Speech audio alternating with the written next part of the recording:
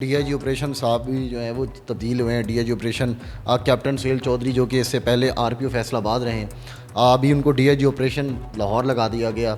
आपको लगता है कि लाहौर में जो है वो गुज्जर का खड़ाक होगा? सीसीपी लाहौर ने जो बदमाशों के खिलाफ क्रैकडाउन शुरू किया उसमें बहुत इनको कामयाबी मिली। अब प्रॉब्लम ये है कि वो ट्राइका टूट चुका है पहले वाला। ये इस गवर्नमेंट से नहीं, ये पहली गवर्नमेंट से भी यही प्रॉब्लम है कि एक पॉलिसी अगर स्टार्ट होती है तो वो अगला आने वाला आईजी चेंज कर देता है। पुलिस को भी इन्हें कह लें कि आप बहुत ज़्यादा सहूलतें देनी पड़ेंगी, क्योंकि 16-16 घंटे या 18-18 घंटे आप किसी भी कांस्टेबल को या एसएचओ को चला के उससे काम नहीं ले सकते।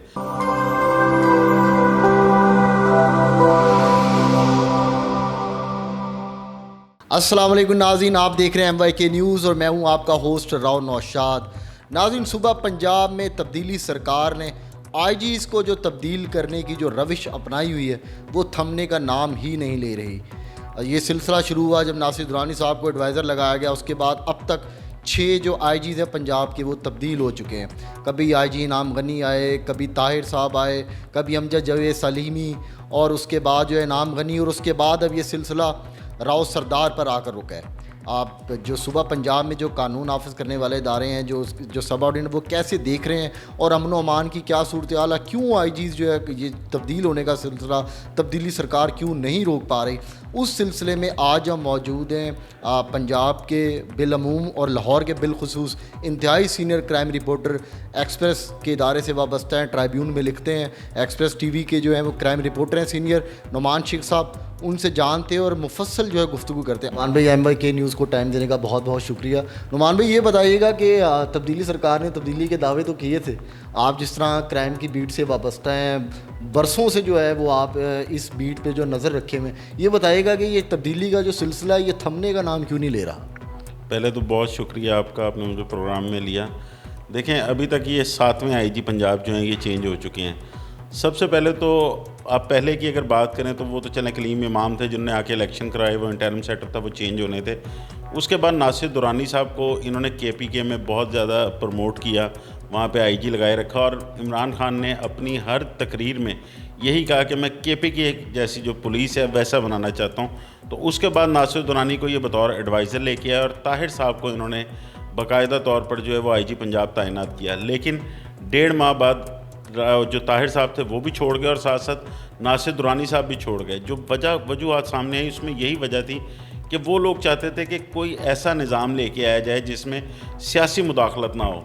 लेकिन यहाँ पे क्योंकि KPK तो चल गया है, लेकिन पंजाब जितना बड़ा ज़िला है, यहाँ पे जो 36 अजला हैं इसके ख़ास तौर पर सूबे के, तो उसमें फिर DPOs की तैनाती के हवाले से उन्हें बहुत सिफारिशें आने लग पड़ी, पॉलिटिकल बहुत ज़्यादा जो इन्फ्लुएंस है वो हो गई। इसकी वजह से वो ताहिर साहब चले गए। उसके बाद इन्होंने तजर्बा किया ये जो हैं, उसके बाद ये अमजद सलीमी साहब को लेके आए। अमजद सलीमी साहब को कोई तकरीबन 1 साल इन्होंने आईजी पंजाब का ओहदे पर रखा, लेकिन उन पर यह एलिगेशन आया कि ये जो है पॉलिटिकल जो पार्टी थी इनकी अपोजिशन नून लीग को भी सपोर्ट करते हैं, तो इसकी वजह से अमजद सलीमी साहब को भी हटा दिया गया। उसके बाद ये कैप्टन आरिफ नवाज़ को दोबारा लेकर आए, तो उनका ये कहना था कि ये क्योंकि पहले PTI जो नून लीग है उसके दौर में भी रहे हैं तो पंजाब को बेहतर समझते हैं, लेकिन अफसोस कि वो भी 4 महीने से ज़्यादा नहीं चल सके। उसके बाद ये तब्दील करके जो है ये शुएब दस्तगीर को लेके आए, और उनका ये कहना था बहुत अपराइट आदमी है, ये किसी की मुदाखलत बर्दाश्त नहीं करते। लेकिन जब CCP लाहौर उमर शेख के साथ उनका तनाज़ा हुआ तो वो खुद ही काम करना छोड़ गए। उसके बाद इनके पास बेहतरीन ऑप्शन जो है वो इनाम गनी की थी, तो ये इनाम गनी साहब को लेके आए, लेकिन इनाम गनी साहब को इन्होंने फ्री हैंड दिया ही नहीं। ये शुरू से DPOs जो हैं वो अपनी मर्ज़ी के नहीं लगा सके।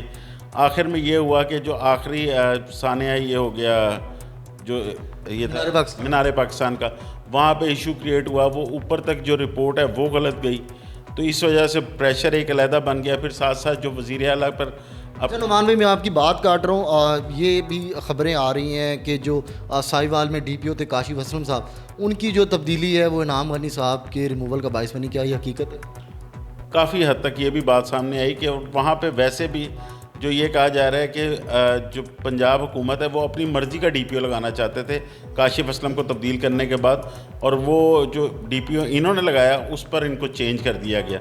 लेकिन इसके पीछे और भी वजूहत थी। जो अपना डिफेंस में वाक़या हुआ था, जिसमें वज़ीर आला मौके पे मौजूद थे और जो हमारे नौमुंतखब वज़ीर थे उनके भाई का कत्ल हो गया। वो सिक्योरिटी लैप्स बहुत बड़ा था। उसके बाद मीनार पाकिस्तान वाला वाक़या हो गया। फिर उसके अलावा ये जो आपस में इनकी चपलिश चल रही थी, इस वजह से भी ये बहुत बड़ा था कि ये चेंज हो गया। तो अब जो है राव सरदार को लाया गया है। तो राव सरदार साहब के बारे में 2010 में यहाँ पे DIG रहे हैं, काफ़ी उनसे मुलाकात भी रही है। तो मेरा ख्याल है जहाँ तक जो अभी इनका बैकग्राउंड चलता आ रहा है जो PTI गवर्नमेंट का, तो मुश्किल से राव साहब भी 3 से 4 माह ही निकालेंगे। अच्छा नुमान भाई, आपका कहना है कि आपने भी शेख रशीद साहब की तरह पेशन गोई की कि 3 से 4 माह निकालेंगे। ये बताइएगा कि राव सरदार साहब के बारे में ये भी बातें सामने आ रही कि ये 18वें कॉमन के हैं, उससे पहले जो है 17वें कॉमन के और 16 जो कॉमन है उसके ऑफिसर्स मौजूद हैं यहाँ पे उनसे सीनियर। तो इससे क्या जो इनके सीनियर हैं उनमें जो हायरार्की है उसमें क्या कोई बदली या कोई पैनिक नहीं फैलेगा? देखिए, जिस वक्त इनाम गनी की तैनाती हुई थी उस वक्त भी यही था। तारिक मसूद यासीन साहब उनसे सीनियर थे, वो काम करना छोड़ गए थे। उन्होंने अपने आखिरी जो 1-2 माह है वो साइड पे लेके गुजारे थे। तो अभी भी मोहसिन भट्ट सीनियर हैं, इसके अलावा एक और हैं जो एडिशनल IG, वो इनसे सीनियर है। लेकिन ये तो अब इनकी किस्मत के अल्लाह ने इन्हें इज़्ज़त देनी थी तो वो मिल गई है। लेकिन जहाँ तक अभी तक जो शुरू किया है इन्होंने राव सरदार साहब ने काम, वो बहुत अच्छा शुरू किया है। मैं ये ग्रास रूट लेवल से शुरू हुए हैं। इन्होंने तमाम DPOs जो RPOs हैं, इसके अलावा CCPO जो DIGs हैं, उनको कहा कि थानों में जाएं। और ये कल से सिलसिला शुरू हुआ है कि थानों में वो 2-2 3-3 घंटे बैठ रहे हैं, साइलिन की बात सुन रहे हैं, वहाँ के जो हालात हैं थानों के वो बेहतर करने की कोशिश कर रहे हैं। तो ये जो विज़न लेके आए, ये विज़न तो अच्छा है, लेकिन अब ये देखना ही है कि चलता कितनी देर है। नुमान भाई, जब माजी बईद में बहुत ज़्यादा जब धमाके हो रहे थे पाकिस्तान में, तो लिटन रोड पे जो एक धमाका हुआ था, तो उस वक्त राव सरदार साहब गालबन जो है DIG ऑपरेशन से, तो ये अकेले ही जो है वो यहाँ पे पहुँच गए। तो दिखाई तो यही देता है कि वो बहुत ज़्यादा बेबाक और नडर इंसान है। आपकी तो उनसे कुर्बत भी रही है जब वो लाहौर में रहे हैं तैनात। आप क्या समझते हैं कि अभी जो पंजाब पुलिस के हवाले से क्या इस्लाहात होने वाली जो बाकी हैं, वैसे तो बहुत ज़्यादा, लेकिन अभी चीदा वो क्या काम कर सकते हैं कि पंजाब पुलिस में जो बेहतरी आ सके? बाकी ये बात आपको मुझे याद है, उस वक्त लिटन रोड में बाहर वैन में क्रैकर, पुलिस वैन में क्रैकर धमाके हुए थे। तो ये रात को अपनी प्राइवेट गाड़ी में बगैर प्रोटोकॉल के आए थे। उन्होंने वहाँ पे सिपाहियों ने रोक लिया था। तो इन्होंने बताया कि ये DIG ऑपरेशन है लाहौर, तो फिर उन्होंने आगे आने दिया था। बहुत अपराइट आदमी, इस बात से बहादुर भी बहुत हैं। तो अब इन्हें पुलिस फोर्स के लिए भी अपनी काम करना पड़ेगा, क्योंकि अभी तक आप ये देखें ना कि लाहौर में 29,000 से 32,000 की फ़ोर्स है, जिसमें सिर्फ 6,500 ऑपरेशनल है। तो इसमें सबसे पहले तो इन्हें अपनी थानों में नफरी पूरी करनी पड़ेगी। उसके बाद फिर पुलिस को भी इन्हें कह लें कि आप बहुत ज़्यादा सहूलतें देनी पड़ेंगी, क्योंकि 16-16 घंटे या 18-18 घंटे आप किसी भी कांस्टेबल को या SHO को चला के उससे काम नहीं ले सकते। तो सबसे पहले तो इनको अब यही करना पड़ेगा कि थाने में आने वाले साइलिन जो हैं उनको ये प्रोटोकॉल दें, उनकी बात सुनें, और सुनने के बाद उनकी एक्सेस हर दफ्तर में करवाएं। मैं वो अगर किसी का मसला नीचे नहीं हल हो रहा तो वो ऊपर DSP के पास जाए या SP के पास जाए, और उसके बाद जो SSP या DIG, इनके दरवाजे खुले होने चाहिए। लेकिन उसमें साथ साथ ये है कि इनको उनके एहतसाब का अमल भी रखना चाहिए कि SHO के पास अगर गया था साहिल, उसका मसला क्यों नहीं हल हुआ, तो फिर उसको भी सज़ा देनी चाहिए। नुमान भाई, आपने फ्रंट डेस्क का जिक्र किया, कुछ ऐसी भी खबरें सुनने को मिली कि फ्रंट डेस्क वालों को जो तनख्वाहें भी नहीं दी जा रही, क्या ये हकीकत है? जी बिल्कुल, अभी तो यही सुना था कि पीछे उनका नेट भी बंद हो गया है, 4-4 महीने से उनको सैलरीज नहीं मिली। लेकिन अभी पीछे इन्होंने सैलरीज वगैरह दी हैं, नेट वगैरह तो चले हैं, लेकिन उनको भी फैसिलिटेट करने की ज़रूरत है। उसके लिए सबसे पहले इनमें उनका चेक एंड बैलेंस होना चाहिए।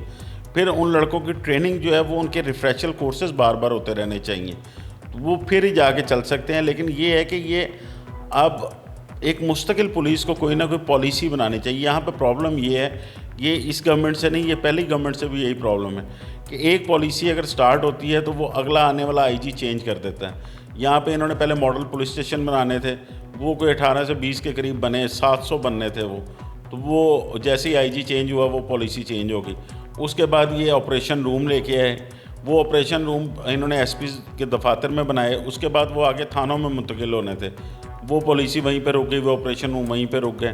फिर आप ये देखें कि जो PRU फोर्स की गाड़ियाँ हैं उनके कैमरे इन्होंने लगाए, वो तकरीबन कोई 121 के करीब गाड़ियाँ हैं जिनके ऊपर कैमरे लगे हुए थे कि कहीं से भी कोई भी मसला हो वहाँ से वो लाइव कर सकते थे, ऑपरेशन रूम में वो देख सकते थे।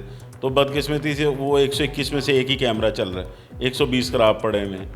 तो ये, और इसके अलावा ये जो अभी इनकी डॉल्फिन की बाइक्स हैं, इनकी कह लें कि आप ये 50% जो है वो ख़राब हो चुकी हुई हैं। अच्छा नुमान भाई ये भी बताइएगा कि अभी लगे हाथों डीआईजी ऑपरेशन साहब भी जो है वो तब्दील हुए हैं। DIG operation captain Suhail Chaudhary जो कि इससे पहले आरपीओ फैसलाबाद रहे हैं, अभी उनको डीआईजी ऑपरेशन लाहौर लगा दिया गया कियानी साहब को हटाकर। ये बताइएगा कि क्या अब आपको लगता है कि लाहौर में जो है वो कोई गुज्जर का खड़ाक होगा फिर?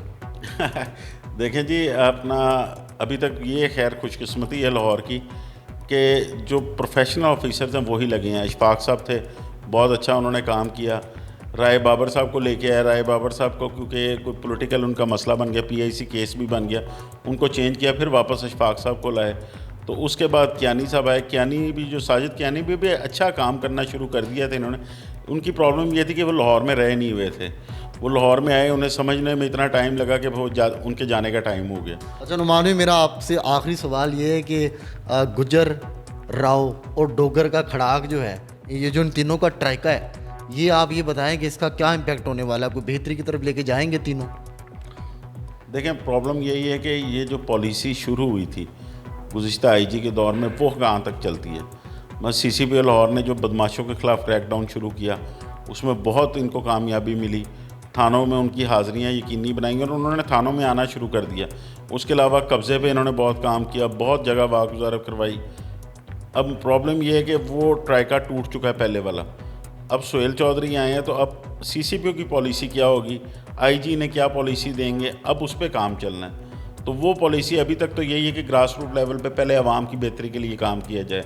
लेकिन अगर ये वो उसी को कंटिन्यू दोबारा करते हैं, वो बदमाशों के ख़िलाफ़, कब्ज़ा ग्रुपों के ख़िलाफ़ क्रैकडाउन वगैरह, तो फिर ये कामयाब होंगे। लेकिन अभी देखें आईजी ने क्या पॉलिसी लेके आते हैं। अभी सीसीपी लाहौर कितनी देर रहते हैं, क्योंकि जिस तरह लाहौर की टीम चेंज हुई है, अकेले वो ही बचे हैं। उसके अलावा डीआईजी इन्वेस्टिगेशन का भी हम सुन रहे हैं कि वो भी चेंज होने जा रहे हैं। तो ये तो पहले कोई एक प्रॉपर टीम सेट हो, कोई 2-3 महीने वो चले, उसके बाद वो अपनी वर्किंग के बाद जो है वो काम को डिलीवर करना शुरू करेगी। यहाँ पे तो प्रॉब्लम ये है कि 3 से 4 महीने बाद टीम वैसे ही चेंज हो जाती है। तो कोई मुस्तकिल पॉलिसी पीटीआई की गवर्नमेंट में चलेगी तो पता चलेगा कि टीम क्या चलती है। जी नाज़रीन, आपने सुनी नुमान शेख जो कि इंतहाई सीनियर क्राइम रिपोर्टर, उन्होंने क्लियर पिक्चर, एक मुफस्सल जो है गुफ्तगू की आईजी जो पंजाब आए हैं, और उन्होंने ये भी बताया कि क्या क्या इस्लाहात पुलिस के हवाले से की जा सकती हैं जिसके समरात आवाम तक पहुँच जाएंगे। अब तक के लिए MYK न्यूज़ से राव नशाद को इजाज़त दीजिए। अल्लाह ने के बाद।